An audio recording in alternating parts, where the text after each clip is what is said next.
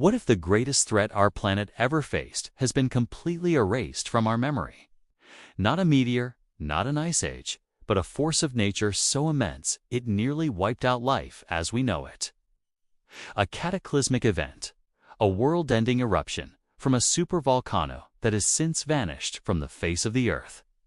This isn't just a story of geology. It's a story of our own fragility, a story of a global disaster that shaped the course of human history, hidden right beneath our feet, waiting to be rediscovered. So, what exactly makes a volcano super? We're all familiar with the classic cone-shaped volcanoes, like Mount Fuji or Mount St. Helens. They're powerful, certainly, but a supervolcano is in a league of its own. Geologists measure eruptions on the Volcanic Explosivity Index, or VE. A major eruption might be a VEI 5 or 6. A supervolcano unleashes a VEI 8 eruption, the highest level on the scale. This is more than 1,000 times more powerful than the largest volcanic eruption in recent history. Instead of building a mountain, it leaves behind a massive crater, a caldera, sometimes dozens of miles wide. Famous examples include Yellowstone in the United States, Lake Toba in Indonesia, and Taupo in New Zealand. These aren't just mountains, they're slumbering giants, geological time bombs. But the most terrifying one might be the one we can no longer see.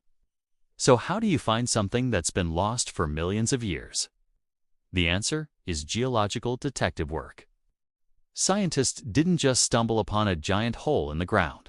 The clues were scattered across continents, hidden in plain sight. They started finding strange layers of ash, miles thick, in places where no known volcano could have deposited them. The chemical signature of this ash was unique, a fingerprint that didn't match any existing volcanic site. It pointed to a single colossal event. Using advanced satellite imaging to peer beneath forests and even oceans, and analyzing the chemistry of ancient rocks, they began to piece together the puzzle. The volcano itself had been erased by time.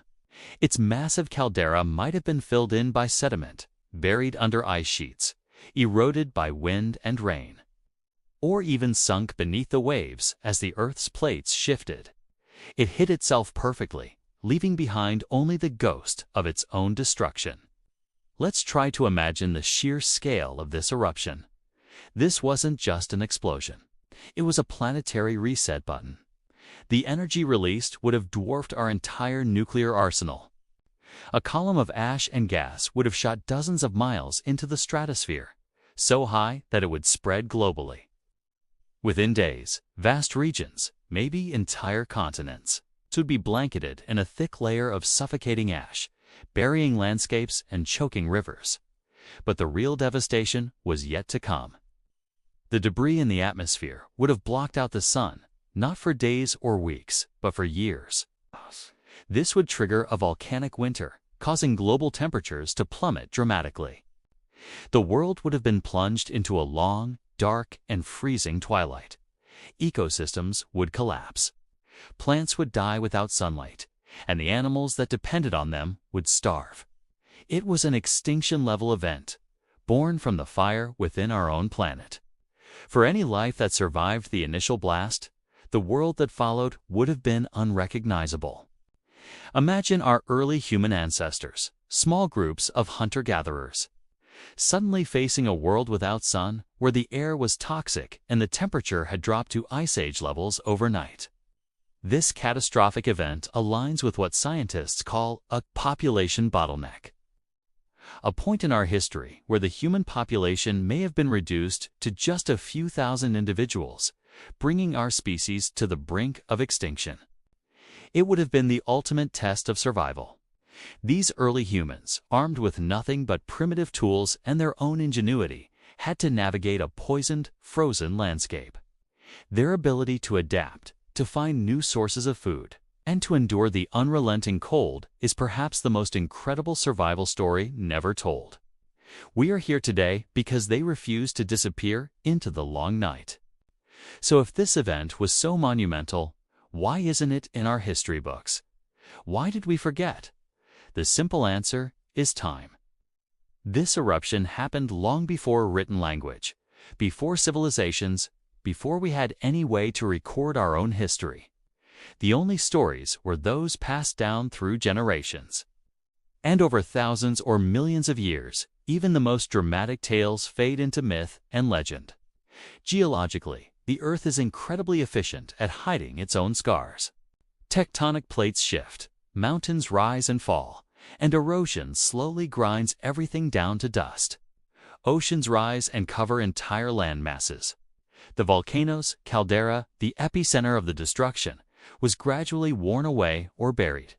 Its features smoothed over until it became just another part of the landscape. All that remained were those subtle geological fingerprints, the ash layers and chemical anomalies, a silent testimony waiting for modern science to finally read it. This naturally leads to a chilling question. Could it happen again? Are there other lost supervolcanoes still active, hiding beneath the surface? The answer is, possibly. Geologists are constantly using ground-penetrating radar, seismic sensors, and satellite monitoring to search for signs of large, hidden magma chambers.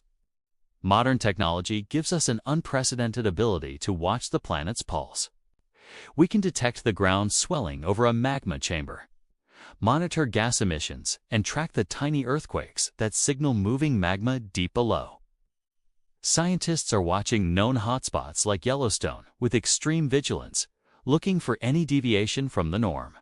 While the chances of another VEI8 eruption in our lifetime are incredibly small, the potential consequences are so great that we can't afford to be ignorant.